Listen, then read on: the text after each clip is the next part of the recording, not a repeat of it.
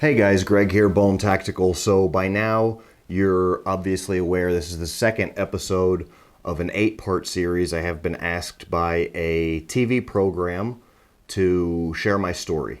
I don't know where exactly you'll be watching this because I'm filming it for my YouTube channel, and then they wanted me to share with them the opportunity and give them the opportunity to publish the videos on their network, and then I would publish them later on YouTube. So that's how this is going down. Right now I'm just filming these and they haven't gone up anywhere yet. So stay tuned because there's 8 more episodes at the time of watching this. There'll be one dropping probably every week, something like that. The last episode was a brief overview of everything that I'm going to be talking about. It's basically the Greg Tambone story is what they asked. Kind of hear a little bit about my story since it's recently a lot of things have come to light along with the small amount of success that we've had with Bone Tactical. And today I'm going to discuss my family origins, basically. The time period of from around 1986, the year I was born, up until 2005, and my childhood and family origins. If you guys really want to get deep into the family origins, do check out my YouTube channel. There is a video of going to Italy. Actually, I went to Italy with some members of my family to trace back the Tambone name and see where the Tambone name originated. We found all the way down to some old documents from some books from, falling apart. They wheeled them out on carts with the little white gloves and everything, and we found in the books Rocco Tambone, the first Tambone that we could trace through the Tambone lineage. Very interesting story. He was actually an abandoned orphan in Italy. He grew up in an orphanage, didn't really have any, didn't know who his family was, didn't have anything, didn't have any opportunity, and basically snuck on a ship bound to America.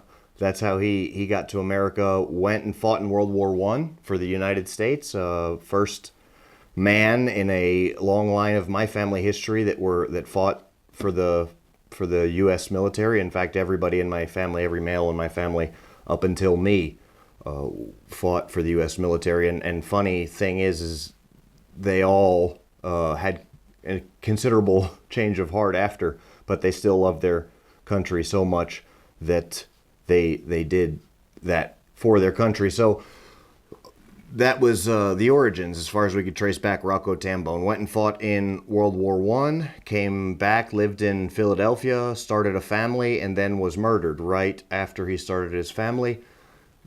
Really just a sad story. We all know how hard it was for Italian Americans in the early Americas around the World War I generation, how they were, racism was rampant and Italians got paid less for the same jobs as other people, and they were just really hated up until the point that the mafia sprung up for those reasons, to try and Italians looking out for other Italians because no one really had their back, so to speak, and they weren't considered fully American at that time. Interesting little backstory from there.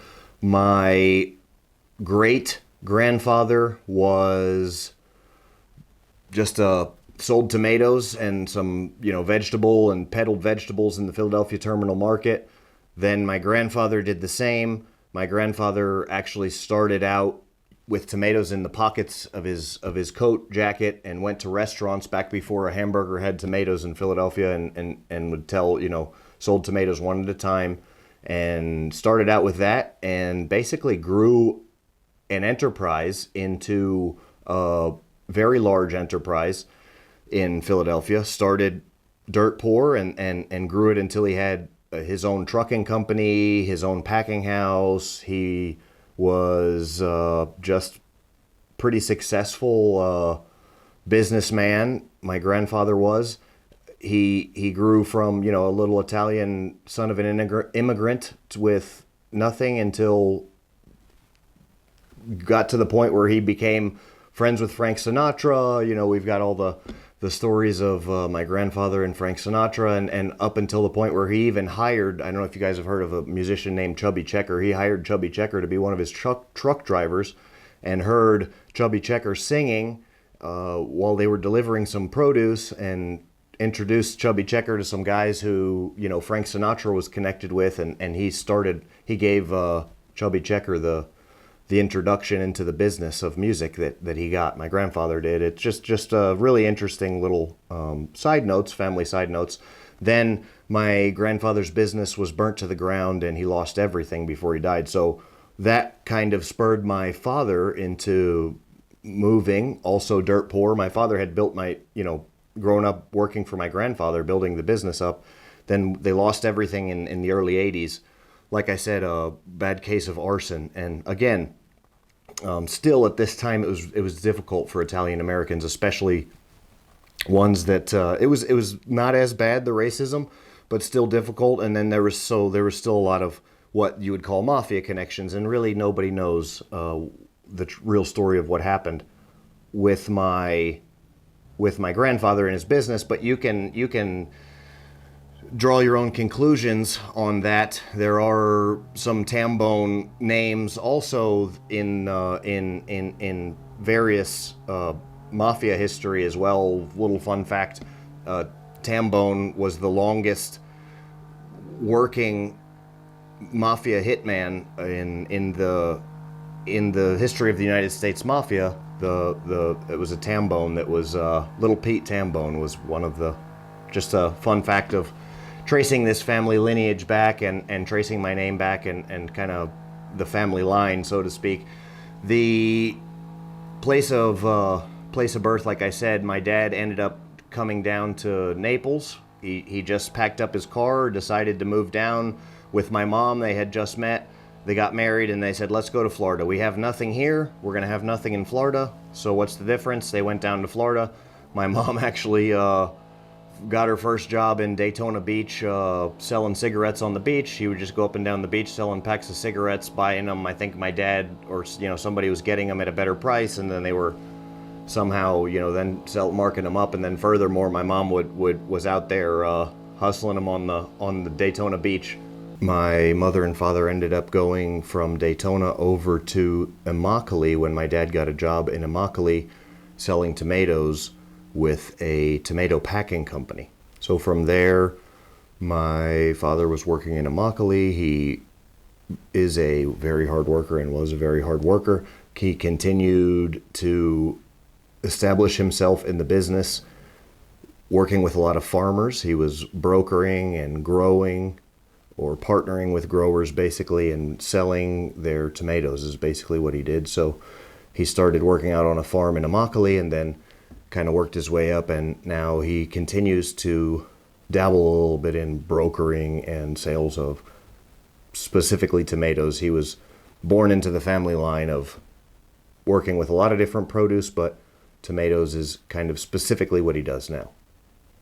My mother at that time was working as a hairdresser. She was also a licensed cosmetologist, or got her cosmetology license. She did that in Philadelphia as well when she was younger, and in between moving around in different areas, she was bouncing back and forth between cutting hair and then transitioned over into a full-time mom once my dad got kind of more stable and established himself in his career field. My father also served in the military during the Vietnam conflict. He was in the Army, and he went to military school at Fishburne Military Academy. He actually did not even end up finishing high school to get his diploma. He was at Fishburne Military School, but went right in, signed up, volunteered for the Army right when at the beginning of the Vietnam conflict. So that was basically his choice and path, how he kind of got started. And eventually they ended up, he was a big supporter of Fishburne up until the point where my brother went there, and they even later in life sent him a diploma, kind of an honorary diploma. But just a little fun fact, I was the first man in my family to receive a high school diploma equivalent, and then I went on to graduate university. So although up to this point growing up may have seemed somewhat like the American dream for my grandfather, his son, my father, and myself, it always comes with its share of hardships, obviously, what we call the American dream. And great success always comes with hard work. In this case, my father did have some success early on in his late 20s, early 30s, I would say. But that success came at the cost of having to work a lot. So my father wasn't really around so much in my early life. I am blessed to be able to spend a lot more time with him now. When I'm in the States, I do spend a lot of time with my dad and try and really catch up with him. I will say, for those of you watching this who still have your father around, really take full advantage of that. I'm lucky enough to still have my dad around and have had a bit of a rough relationship with him early on as a young child. I was a bit of a troubled teen, so we'll get into discussing that a bit. And I think my dad, mainly when I was younger, played the role of the disciplinarian, worked, early in the morning, left for work before I woke up, and came back home late in the evening, a lot of times just to reinforce discipline on my brother and I.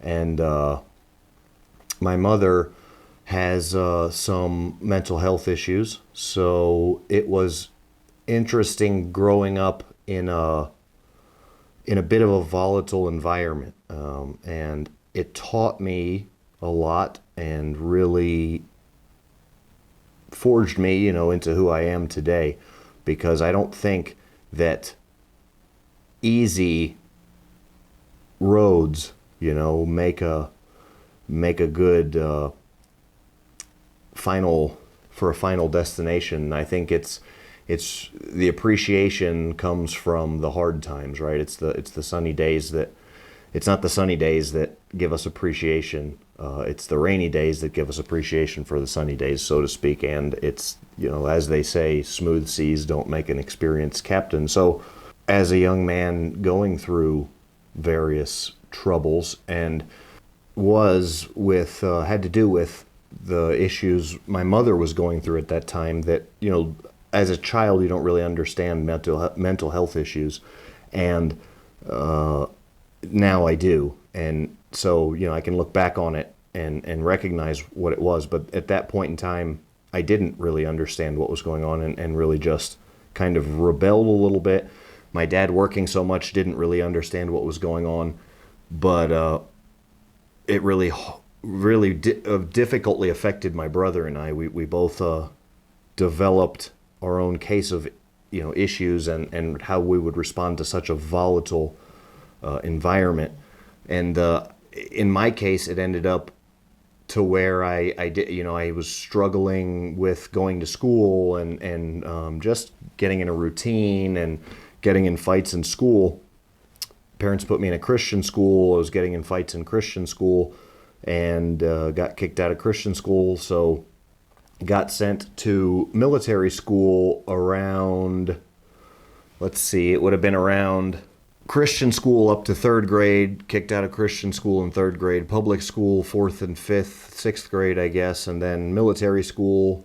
Then from there went back home, and my parents really struggled with raising me and my brother, and so decided to put me in a program that was designed for troubled teens. And it was, actually required a judge at that point to sign over, so to speak, it was I became a custody of the state. So for a year I was in a youth home, and it was specifically for very troubled teens.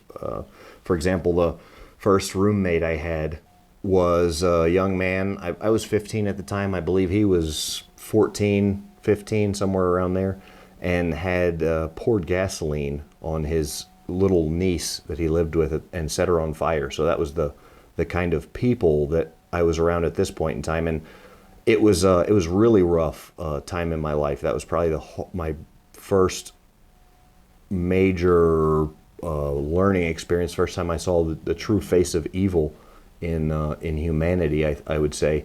But really that kind of helped me learn how to read and recognize certain things. And I think that, looking back, it was a pretty tough time. It was called Sunshine Youth Services Gulf Academy in Pasco County, Florida. And it was a rehab facility for adults that went out of business. So they went in and converted it and turned it into kind of like, they put up like prison walls around it. And they just basically turned it into a live-in dorm jail type facility where you just never left, like a motel. Then there were some trailers outside where the schools were, and then outside of that it was just prison walls. So there was prison guards basically that worked it, and it's since been shut down because the guards actually used to torture the kids. There were some good people there, but there was a lot of the guards, a big portion of them, enjoyed inflicting pain on children, and that's why they were working there. So it was really just eye-opening, I guess I could say, for me to be able to see, what kind of person could get enjoyment from hurting children, and then furthermore, the type of people that can be, evil people from a young age. So I don't really believe people are born evil, but I think that some people have something going on with them where they're conflicted, and I was able to learn about that and recognize that in people, and it's a blessing and a curse, because at this time in my life I can see things a lot of times that other people can't see. It's called super perception, is a term that psychologists throw around, and it's the ability to recognize certain things in people, and I think it's part of it. It's nature and nurture. Part of it's what we've learned from our environment, and part of it may be just a gift that some people have, something you're born with, maybe a little bit of it. But I don't think I was born with it. I think I developed it through being in these situations and being around, true evil, and I can kind of recognize that really early on in people. I can sense when somebody has something about them that's just off. So it's a blessing because it's good to be able to recognize that in people, and it's a curse because most of the time when I do recognize that in someone, no one else around me understands. So I sometimes get taken for a very judgmental person when I'm really not, when I really just recognize something in somebody that their peers may not see. So that's just interesting fun fact about, you do the math on nature versus nurture and think about where that all fits in, whether we're a product of our environment or whether we're born a certain way. I think it's definitely a combination of both. I think we have, I believe in fate and destiny, but I also believe that we have personal choice as well. So really just something to consider. That was, I spent a year there in 2003 when I was, 15 years old. So that was pretty interesting. I went from there out to the public high school system, and it was, as you can imagine, it was difficult to adjust. I just turned 15 when I went into that program. I was over 200 pounds, a little about 200 pound, 15-year-old, 6 foot, 6'1". Left that program, 165 pounds, malnourished, and literally having been just gone through physical, mental, every kind of abuse you can imagine, being locked in for a day up to over 24 hours, 20 to 30 hours sometimes on end, in little concrete box that they had at that place was like the ultimate level of the guards would restrain you and then basically beat you up and put you in a little concrete box. And that was kind of interesting to see in 2005 that was still happening in America. I'm glad to have heard that program was since shut down, but just kind of, I hope that's eye-opening for you guys, because, that was a state-funded, government-funded program and sanctioned and supposedly reviewed and all that kind of stuff. So I'm sure a lot of bad stuff really exists still, and if it does exist in your circle of influence, do everything you can to protect our children, guys. And I hope you guys would, if you saw something like that, I hope you would do anything you could to stop it. That's kind of why I'm the type of person I am with the outreach programs I do geared towards children, and the 150 kids that we're supporting in Honduras. Stuff like that is why I think, why I do that, because I don't want kids to have to face that, other children to have to go through that, basically, necessarily type things. And I want them to have better opportunities. And hopefully I make these videos so hopefully you guys can learn lessons that I've learned without actually having to go through the same trials and tribulations. So I went from there to public high school. And public high school was hard to adjust, for me, because I went in to the program a young man, suburban white kid, and pretty not wary or understanding of the world around me. The class of people that were in that program, I would say 80% of them were not from middle class suburban backgrounds, or lower middle class, like I would have considered myself to be lower class, middle class at that time. My family was definitely not, very poor at that time. Maybe when I was born, my parents were poor, but not when I was being raised.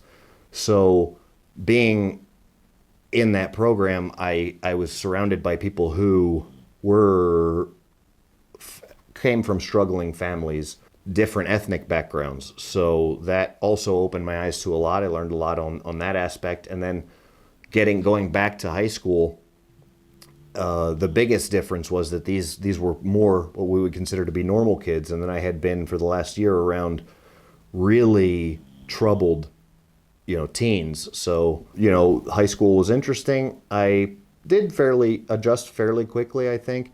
I spent about a year and a half in high school and played football a little bit. Didn't really play much, just started playing and then played one season. Loved it. I really enjoyed football. It was fun. Enjoyed, the whole public high school experience. It was a good time, but still kind of felt a little wayward, didn't know what I wanted to do, and really still was dealing with a lot of the repercussions of those troubled, earlier years, and went on to get my GED early in 2005. So 2005, early on, got my GED.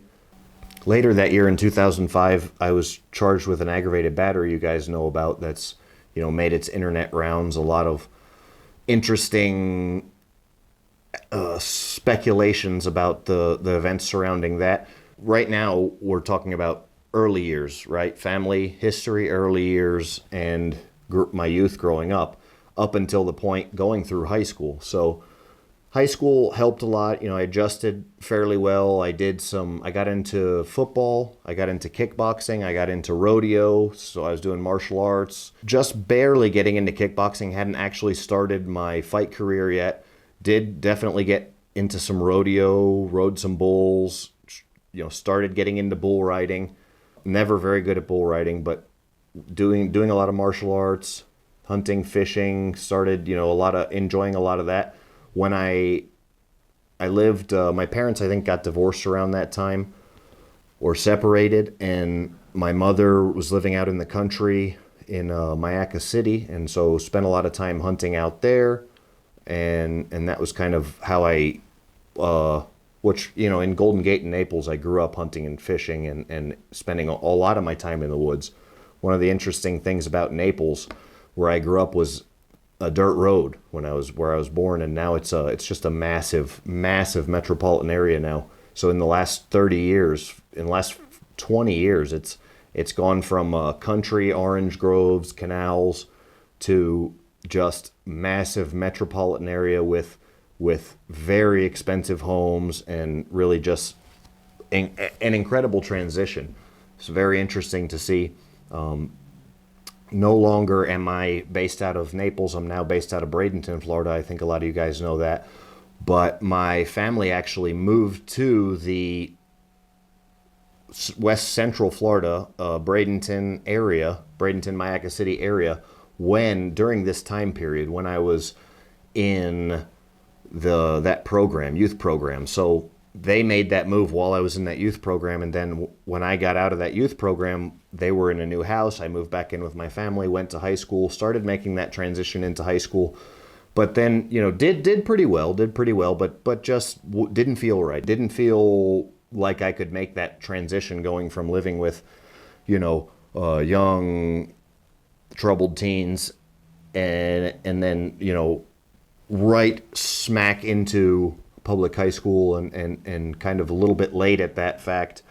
And so ended up getting my GED, like I said, and from there just really made some bad decisions. Started hanging out with the wrong crowd. Started chasing after the wrong things, and was really, just to be completely honest, really struggling with some of the residual effects that I had been still dealing with from being surrounded by the people that I had been surrounded with in that Sunshine Youth Services facility.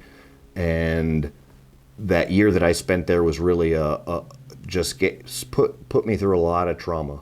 Being abused by the staff, the living conditions, the even like I said, I went in at about 200 pounds and healthy, left at 165 pounds malnourished, physically abused, mentally, and just at every aspect. So it took me a few years to recover from that, and didn't quite start on the healthy path of recovery, because from there went right into basically went to jail in 2005.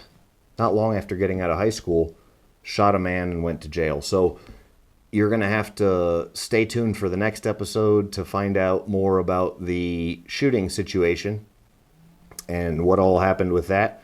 I'm going to have to leave you guys hanging. You're going to have to speculate until then. But this is Family Origins, 1986 to 2005, birth and family origins. In the next episode, we're going to go from 2005 to 2013, 2014, and the episodes are definitely going to get a whole lot more interesting from here on out. I appreciate you guys tuning in. If you're on YouTube, leave your questions below, questions and comments. I'll get back to you to the best of my ability. If you like these videos and you want to see more, let me know, because the way that I can afford to pay for all this camera equipment, take all the time and build my facility that I've got here that's specifically a video studio, all this comes from your support, guys. So thank you. If you don't, you don't have to buy anything from me, but at the very least, get active on the channel and let me know so I can afford to keep these videos coming. And so I know that they're making a difference, that they're making an impact, that they're helping people, because I'm not doing this for me. And I do appreciate you guys watching. Thanks for tuning in. It's all due to viewers like you that I can keep it coming. Bone out.